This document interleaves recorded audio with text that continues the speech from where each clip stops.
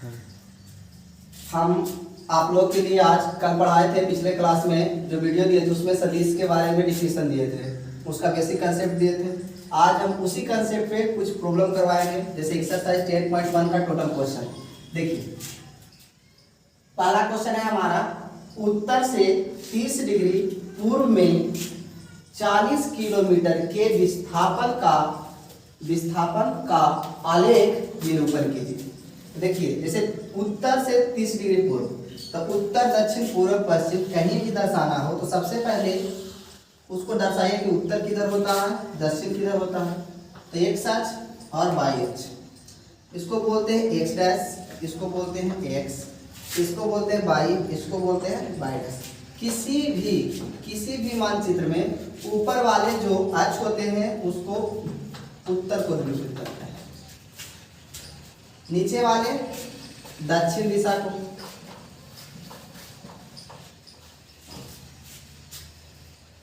और ये right side वाला पूरब,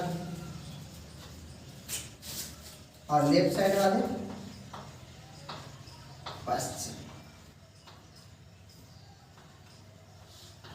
देखिए ये हो गया उत्तर, हमारा दक्षिण, ये पश्चिम और ये पूरब। इस पे हमको दर्शाना है एक पॉइंट, ऐसा पॉइंट लेना है जो उत्तर से 30 डिग्री के कोण पर पूरब में 40 किलोमीटर की दूरी पर, उत्तर से 30 डिग्री के कोण पर पूरब में 40 किलोमीटर। तो उत्तर से, तो उत्तर ये हमारा इससे 30 डिग्री कोण पे।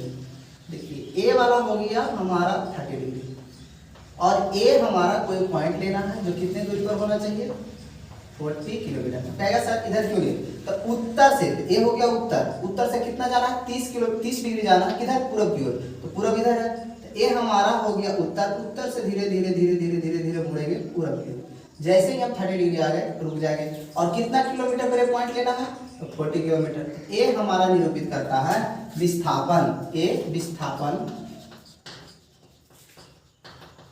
किस प्रकार, उत्तर से 30 डिग्री 40 किलोमीटर है ना जी, उत्तर से 30 डिग्री पे 40 किलोमीटर की दूरी पे, उत्तर से 30 डिग्री बनाते हुए पूरब की ओर हमको लगा कि सॉल्यूशन होगा। देखिए हमारा सेकंड नंबर क्वेश्चन है कि निम्नलिखित मापों को सदिश एवं अदिश के रूप में श्रेणीबद्ध करें। तो श्रेणीबद्ध करना है किसमें, सदिश एवं अदिश में। तो इसको दो भागों में बांट देते हैं और देखते हैं कौन सदिश है और कौन अदिश है। एक हो गया सदिश और दूसरा हो गया अदिश। तो सदिश वैसा राशि होता है जिसे दिशा और परिमाण दोनों का बोध हो, दिशा भी हो उसमें और परिमाण भी हो। जब किसी वस्तु को हम तौलते हैं तो उसमें सिर्फ और सिर्फ परिमाण होता है, ये हो गया अदिश राशि। कैसा राशि, सिर्फ परिमाण है इसलिए कुछ हो गया अदिश राशि। देखिए सेकंड वाला में देखिए 2 मीटर उत्तर से पश्चिम, तो उत्तर से पश्चिम, तो उत्तर से पश्चिम निश्चित डायरेक्शन, जैसे एक उत्तर हो गया और ये हमारा पश्चिम, तो उत्तर से पश्चिम 2 मीटर, एक डायरेक्शन इसमें निश्चित है और परिमाण भी है 2 मीटर, इसीलिए क्या हो गया सदिश राशि। सेकंड वाला सदिश राशि। फिर तीसरा है 40 डिग्री, जैसे 40 डिग्री, ये थर्ड वाला 40 डिग्री हमारा अदिश राशि है, क्योंकि 40 डिग्री किसी कोण का परिमाण बताता है, तो सिर्फ परिमाण बताएगा वो कहलाता है अदिश राशि। फिर चौथा आइए, तो चौथा क्या है, वाट, ये भी क्या है एक अदिश राशि। विद्युत शक्ति का मात्रक होता है वाट, विद्युत शक्ति होता है अदिश राशि, इसीलिए ये 40 वाट भी हो गया अदिश राशि। फिर पांचवा जाइए 10 टू द पावर -9 कूलम, ए 5 वाला, -10 टू द पावर -9 कूलम जो लिखा हुआ है, ए किसका, आवेश का मात्रक होता है कूलम। 10 के पावर -9 कूलम किसी आवेश का परिमाण को दर्शाता है, तो परिमाण जब नहीं दर्शाएगा तो समझ लिए सिर्फ परिमाण है तो वो क्या हो जाएगा अदिश राशि, इसलिए 10 टू द पावर -9 कूलम भी एक अदिश राशि हो। फिर 6 वाले के पास आइए, 20 मीटर प्रति सेकेंड स्क्वायर, ये है सदिश राशि। कहेगा क्यों सब, तो देखिए मीटर पर सेकेंड स्क्वायर किसका मात्रक होता है, त्वरण का। त्वरण बराबर क्या होता है, एक्सीलरेशन एक वेक्टर क्वांटिटी है, change in velocity by change in time. तो वेलोसिटी भी बोले तो वेग एक सदिश राशि है, सदिश राशि से जो आता है हमारा कंपोनेंट वो भी होता है एक सदिश राशि, इसीलिए त्वरण क्या हो गया सदिश राशि। यहाँ से पता चल गया दूसरा और छठा जो है हमारा सदिश राशि है, और बाकी जो है पहला तीसरा चौथा पांचवा वो एक अदिश राशि है। चलिए नेक्स्ट क्वेश्चन। तीसरा क्वेश्चन कह रहा है कि निम्नलिखित को सदिश एवं अदिश के रूप में लिखें। तो पहला में है समय कालांतर, दूसरा में है दूरी, तीसरा में है बल, चौथा में है वेग, पांचवा में है कांच। तो ये सारे हमारे दिए हुए हैं, इनको में से ये बताना है कि कौन सदिश है और कौन अदिश है। तो चलिए देखते हैं। एक तरफ सदिश है हमारे पास और दूसरा तरफ अदिश है। अब देखते हैं कौन सदिश है और कौन अदिश है। सदिश होने के लिए दिशा तथा परिमाण दोनों होना चाहिए। समय कालांतर, समय कालांतर यानी दो समय के बीच में कितना काल का अंतर होता है, तो वो सिर्फ क्या देगा, परिमाण देगा। तो परिमाण देगा तो वो क्या हो जाएगा, अदिश राशि। तो पहला हो गया हमारा अदिश राशि। दो समय के बीच के अंतर को समय कालांतर कहते हैं। तो उसे सिर्फ और सिर्फ परिमाण देगा कि इतने दिनों का अंतर, इतने सालों का अंतर, इतने घंटों का अंतर, इसीलिए ये हमारा अदिश राशि हो गया। दूसरी बात दूरी, दूरी हमारा दिशा पर निर्भर नहीं करता है। दूरी हमारा दिशा पर निर्भर नहीं करता, वो निर्भर करता है कि हम किस पाथ से जा रहे हैं, उसको दूरी कहा जाता है। तो दूरी किसी भी दिशा पर निर्भर नहीं करता है, इसीलिए दूरी में दिशा निर्धारित नहीं होता है, इसलिए दूरी हो गया हमारा अदिश राशि। फिर तीसरा आए तो बल। बल बराबर क्या होता है, बल बराबर जैसा कि हम जानते हैं मास इंटू एक्सीलरेशन होता है। तो ये हमारा एक्सीलरेशन त्वरण, पिछले क्वेश्चन में हमने बोला कि त्वरण एक सदिश राशि है। कैसी राशि है, सदिश राशि है। तो त्वरण में जब किसी भी सदिश में अदिश से गुना करते हैं तो सदिश ही प्राप्त होता है, इसलिए बल भी हमारा कैसा राशि हो गया, सदिश राशि। फिर इसके बाद जो है हमारा 4 नंबर वो है वेग। वेग किससे डिपेंडेंट होता है, डिस्प्लेसमेंट से। वेग होता है डिस्प्लेसमेंट से। तो वेग बराबर होता है डिस्प्लेसमेंट बाई टाइम। तो डिस्प्लेसमेंट विस्थापन जो है हमारा एक सदिश राशि है, इसीलिए वेग भी क्या हो गया, एक सदिश राशि। 5 में है कार्च। कार्च बराबर वर्क बराबर होता है फोर्स डॉट डिस्प्लेसमेंट। तो बल गुने विस्थापन, बल गुने विस्थापन। तो देखिए फोर्स डॉट डिस्प्लेसमेंट, तो डॉट प्रोडक्ट ये अभी फिलहाल पढ़ाई नहीं है। जब भी किसी दो सदिश का डॉट प्रोडक्ट लेते हैं तो उससे एक अदिश प्राप्त होता है। ये आगे आने वाला नेक्स्ट वीडियो में आ जाएगा। ये एक अदिश राशि देता है, इसीलिए हमारा जो वर्क हो गया, कार्च हो गया, वो एक अदिश हो गया। चलिए देखिए नेक्स्ट क्वेश्चन। 4 नंबर क्वेश्चन है, दिए गए वर्ग में सदिशों को पहचाने। एक वर्ग दिया हुआ है और उसमें उसकी भुजाओं को किसी सदिश द्वारा रिप्रेजेंट किया गया, दर्शाया गया है।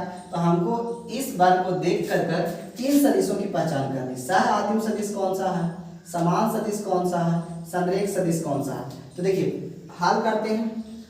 पहला हमको ढूंढना है सह आदिम सदिश।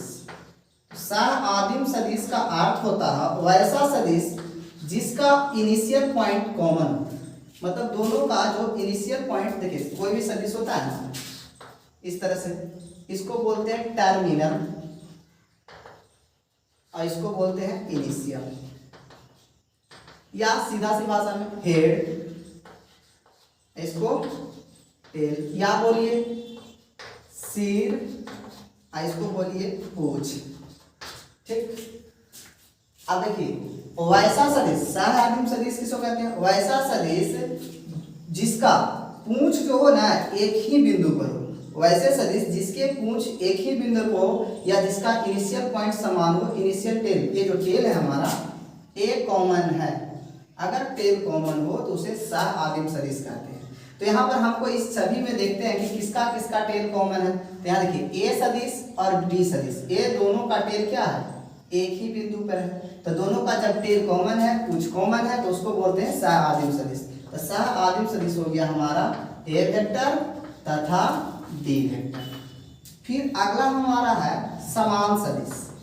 समान सदिश का क्या तात्पर्य है, तो जैसा कि हम पीछे डिफिनीशन दिए थे आपको कि दो सदिश को समान सदिश तभी कहते हैं जब उनका दिशा और परिमाण क्या हो, बराबर हो। तो जैसा कि हम जानते हैं कि ये एक वर्ग है, तो वर्ग की सभी भुजाओं आपस में बराबर होती है, यानी ये चारों सदिश का परिमाण तो बराबर होगा, यानी सब बराबर है, परिमाण सबका बराबर है। अब लेकिन सदिश बराबर हो उसके लिए दिशा भी बराबर होना चाहिए, एक जैसा दिशा होना चाहिए। देखिए दिशा किसका सेम है, इसका दिशा इधर की ओर है, इसका दिशा इधर की ओर है। ये है राइट साइड तरफ जा रहा है, ये लेफ्ट साइड तरफ, ये दोनों का दिशा विपरीत हो गया। तो ये नहीं है।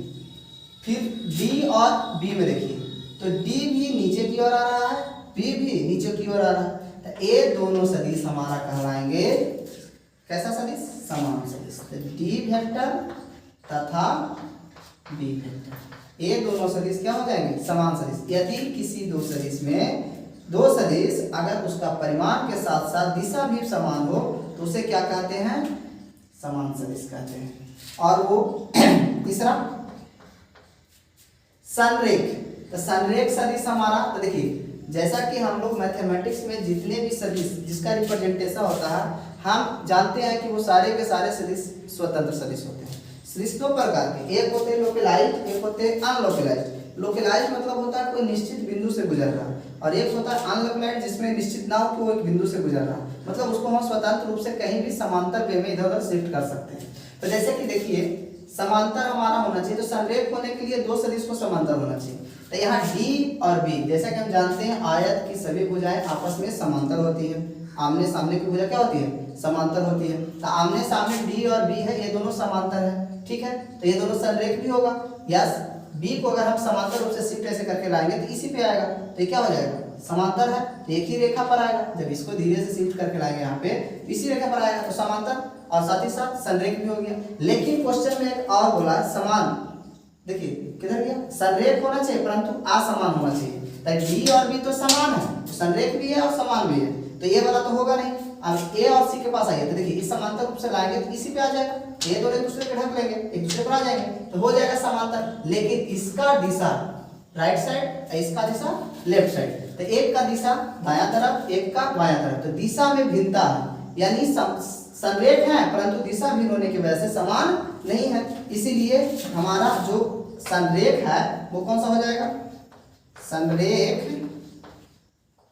परंतु असमान सदिश कौन होगा जी? तो वो हो जाएगा ए वेक्टर, ए सदिश और सी, यानी ए वेक्टर तथा सी वेक्टर। क्यों? क्योंकि दोनों का दिशा विपरीत है, और एक जैसा कि हम जानते हैं एक वर्ग में है तो दोनों का तो परिमाण समान होगा ही, और समांतर होता है आमने सामने की भुजाएं। तो स्वतंत्र सदिश का गुण होता है कि उसको उसके प्लेन में कहीं भी समांतर रूप से हम शिफ्ट करेंगे तो उसके वैल्यू में कोई परिवर्तन नहीं होता है। तो इसको नीचे लाएंगे शिफ्ट करके तो इसी पे आ जाएगा, इसीलिए ये दोनों सदिश एक दूसरे पर ढक लिया, मतलब संरेख हो गया। एक दूसरे पर आ जाए तो एक ही रेखा पर स्थित हो तो उसे क्या बोलेंगे? संरेख सदिश। यानी जितने भी समांतर सदिश होते हैं वो क्या होते हैं? संरेख होते हैं। तो ये दोनों समांतर सदिश है, लेकिन दिशा दोनों का क्या है? विपरीत है। ठीक, चलिए नेक्स्ट क्वेश्चन। नेक्स्ट क्वेश्चन हमारा है, देखिएगा, सत्य एवं असत्य की पहचान करें। तो इसमें हम ये चार को हमारे पास कथन है, इसमें से सत्य और असत्य की पहचान करना है। चार कथन हमारे पास है, इनमें से बताना कौन सत्य है और कौन असत्य है। देखिए पहला में कहता है, ध्यान से देखिएगा कि ए वेक्टर एवं माइनस ए वेक्टर क्या है?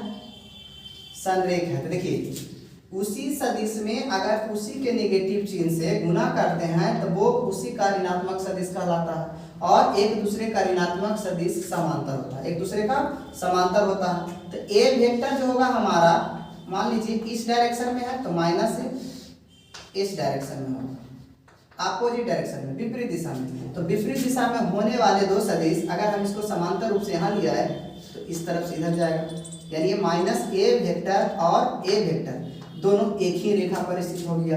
यानी पहला वाला ए वेक्टर और माइनस ए वेक्टर जब एक ही रेखा पर हो गए मतलब ये संरेख होंगे, यानी पहला वाला क्या हो गया? सत्य हो गया। सेकेंड वाले के पास आते हैं, दो संरेख सदिशों का परिमाण सदैव समान होता है, तो बिल्कुल गलत है। कहिएगा कैसे सर? तो देखिए दो सदिश संरेख होने के लिए शर्त होता है कि ए वेक्टर तथा बी वेक्टर सदिश समांतर है, सॉरी संरेख है। क्या है? संरेख है तो समांतर होंगे। क्या होंगे? समांतर होंगे। तो समांतर होंगे तो दो समांतर सदिश संरेख होते हैं, तो ये जरूरी नहीं है कि वो दोनों समांतर सदिश का परिमाण बराबर हो। जैसे एग्जांपल देखिए, ए हम सदिश लिए आई वेक्टर प्लस जे वेक्टर, तो इसी का देखिए इसको जिसको देखिए समांतर सदिश का रिलेशन क्या होता है? ए वेक्टर एक दूसरे का लैम्डा टाइम्स होता है। लैम्डा का वैल्यू कुछ भी हो सकता है, 1 2 3 4 -10 -20 -50, उससे कोई फर्क नहीं पड़ने वाला। बस इतना याद रखना है कि एक सदिश दूसरे सदिश के लैम्डा टाइम्स है, किसी नंबर का मल्टीपल है तो समझिए एक दूसरे का क्या होता है, समांतर होता है। तो ए वेक्टर है तो इसका कोई टाइम्स कर देंगे, तो बी वेक्टर हमारा इसके कोई टाइम्स 2 टाइम्स कर दो तो 2i vector plus 2j vector. ये 2 गुना है ए वेक्टर 2 गुना है बी वेक्टर 2 गुना है ए वेक्टर। बी वेक्टर जो है 2 गुना है ए वेक्टर। तो ये दोनों का परिमाण बराबर होगा ऐसा जरूरी नहीं है। देखिए बी वेक्टर 2 गुना ए वेक्टर का, तो ए वेक्टर समांतर है बी वेक्टर का तो संरेख है, संरेख है तो संरेख है तो बोला कि परिमाण भी बराबर होगा, परिमाण सदैव बराबर होगा ऐसा जरूरी नहीं है। देखिए ए का निकालेंगे परिमाण ए वेक्टर का तो हमारा क्या हो जाएगा, परिमाण निकालने के लिए सिखाए थे आई का गुणांक कुछ नहीं तो 1 है, जे का गुणांक कुछ नहीं है तो 1 है, तो 1 का स्क्वायर 1 का स्क्वायर 1 जोड़े कितना आया √2। तो ए सदिश का परिमाण √2 आया। फिर बी का निकालेंगे तो बी का परिमाण निकालेंगे तो क्या देखिए बी में बी वेक्टर ये बी सदिश है, इसका आई का गुणांक 2 है तो 2 का स्क्वायर करेंगे। फिर यहाँ देखिए जे का गुणांक 2 है तो 2 का स्क्वायर करेंगे तो 2 दूनी 4 2 दूनी 4 4 4 8 आएगा। तो √8 और √2 क्या ये दोनों आपस में बराबर है, ये ए वेक्टर का परिमाण है ये बी वेक्टर का परिमाण है। तो दो सदिश संरेख हो तो ये जरूरी नहीं है कि वो दोनों का परिमाण बराबर होंगे। नेक्स्ट वाला क्या कह रहा है, समान परिमाण वाले दो सदिश संरेख होते हैं ऐसा जरूरी नहीं है। कहेगा सर ये भी असत्य है, वो क्या था ये असत्य हो गया, ये भी असत्य है। समान परिमाण वाले दो सदिश संरेख होते हैं ये भी असत्य है। देखिए कैसे, ए वेक्टर आई प्लस जे प्लस के ले लेते हैं, ठीक है। अब बी वेक्टर ले लेते हैं आई वेक्टर माइनस जे वेक्टर प्लस के वेक्टर। ये देखिए इसका परिमाण और इसका परिमाण समान परिमाण है दोनों का, देख लीजिए एक एक एक कुछ नहीं गुणांक एक है, एक का स्क्वायर एक का स्क्वायर एक का स्क्वायर, तो एक का स्क्वायर एक का स्क्वायर एक का स्क्वायर एक, 3 बार 1 जोड़ेंगे तो 3 हो जाएगा √3। बी वाला का परिमाण देखिए यहाँ 1 है तो 1 का स्क्वायर, यहाँ -1 है तो -1 का स्क्वायर फिर 1 का स्क्वायर, तो माइनस का करो स्क्वायर चाहे प्लस का स्क्वायर है तो धनात्मक ही आएगा, तो 1 हो जाएगा तो 1 जोड़ो 1 जोड़ो 1 कितना आएगा 3। यहाँ से भी √3 यहाँ से भी √3, ये दोनों का क्या है परिमाण इक्वल है। ए वेक्टर का परिमाण बराबर है बी वेक्टर का, लेकिन ए वेक्टर और ए वेक्टर एक दूसरे का समांतर नहीं है। ए वेक्टर तथा बी वेक्टर समांतर नहीं है, जब तक समांतर नहीं है तब तक संरेख भी नहीं होगा, अतः इसलिए संरेख नहीं है, तो संरेख नहीं है। तो जब भी दो सदिश में देखना हो कि संरेख है या नहीं है तो सबसे पहले देखते हैं समांतर है या नहीं। अभी बोला कि समान परिमाण रहता है तो संरेख होता है, ऐसा थोड़ा जरूरी है। समान परिमाण इसका कभी भी चेक करना हो समान परिमाण वाला कैसे ले जाता है तो खाली गुणांक, अगर जब 3 ले जैसे मान लो देखो समान परिमाण वाले दो सदिश लिखना हो जो एक दूसरे का अपोजिट हो, तो 3i + j लिख दिया तो दूसरा का लिख दो कंपोनेंट का गुणांक को चेंज कर दो तो i + 3j कर दो। ये देखो ये दोनों का परिमाण इक्वल आएगा लेकिन सदिश दोनों अलग अलग, समांतर ही नहीं है तो संरेख कैसे होंगे। चलिए यानी ये वाला क्या हो गया असत्य है, ये भी असत्य आया। चौथा में चलते हैं, समान परिमाण वाले दो सदिश संरेख होते हैं, समान परिमाण वाले दो सदिश संरेख होते हैं। ये दोनों क्वेश्चन तो सेम, ठीक यहीं तक। देखिए चौथा वाला क्वेश्चन वहां मिस्टेक था, समान परिमाण वाले दो संरेख सदिश समान होते हैं। तो देखो समान परिमाण वाले देखिए संरेख होने के लिए ए वेक्टर और -a वेक्टर भी संरेख है और दोनों का परिमाण भी क्या है सेम है, तो परिमाण भी सेम आएगा। दोनों का अपोजिट है तो माइनस को मॉडुलस क्या कर देगा प्लस कर देगा, तो इसका परिमाण और इसका परिमाण दोनों का परिमाण तो सेम ही है और ए सदिश संरेख भी है, तो क्या ये दोनों इक्वल है। ए वेक्टर का दिशा -a वेक्टर के विपरीत है, विपरीत है। तो जब भी दो सदिश का दिशा और परिमाण दोनों बराबर ना हो जाए तब तक वो बराबर नहीं होते। तो ये संरेख है, परिमाण भी बराबर है लेकिन बराबर सदिश है, ये दोनों सदिश आपस में समान नहीं होंगे। क्यों? क्योंकि ये दोनों का दिशा क्या है एक दूसरे के अपोजिट है, विपरीत है। एक लेफ्ट जाएगा तो दूसरा राइट आएगा, तो इसीलिए ये वाला सदिश हमारा कभी भी समान हमेशा नहीं होगा, कभी कभी होता भी है। तो समान परिमाण वाले दो संरेख सदिश हमेशा समान नहीं होते, कभी कभी होंगे। यानी एक कथन भी क्या हो गया, असत्य। ठीक, ये रहा हमारा 10.1 का प्रत्येक क्वेश्चन का आंसर। इसी तरह से हम हर प्रत्येक टॉपिक का आपको आंसर अपलोड करते रहेंगे। बस हम आपसे इतना रिक्वेस्ट करते हैं कि आपके जितने भी मित्र हो, या आपके भाई हो, या आपके पड़ोसी हो, हर किसी को सिर्फ इतना बताइए कि इस चैनल पे अगर किसी भी प्रकार का आपको एनसीईआरटी में कोई भी प्रॉब्लम है तो आपका उसका टोटल सॉल्यूशन वीडियो आपको यूट्यूब पे मिल जाएगा। आप वहां पर जाइए, देखिए और अपने आप मतलब जो भी प्रॉब्लम है उसको हल कीजिए। अगर हाँ इसके अलावे भी अगर किसी को कुछ पूछना रहता हो तो आप हमारे चैनल के जो लिंक है वहां पर कमेंट में लिख दीजिए कि फलना सर ये क्वेश्चन हमारा है, वहाँ पे क्वेश्चन दे दीजिए, या किसी बुक का हो या फोटो खींच करके किसी भी तरह से वहाँ पे डाल दीजिए ताकि हम उस क्वेश्चन का आपको सॉल्यूशन अपने चैनल पे डाल दें। धन्यवाद।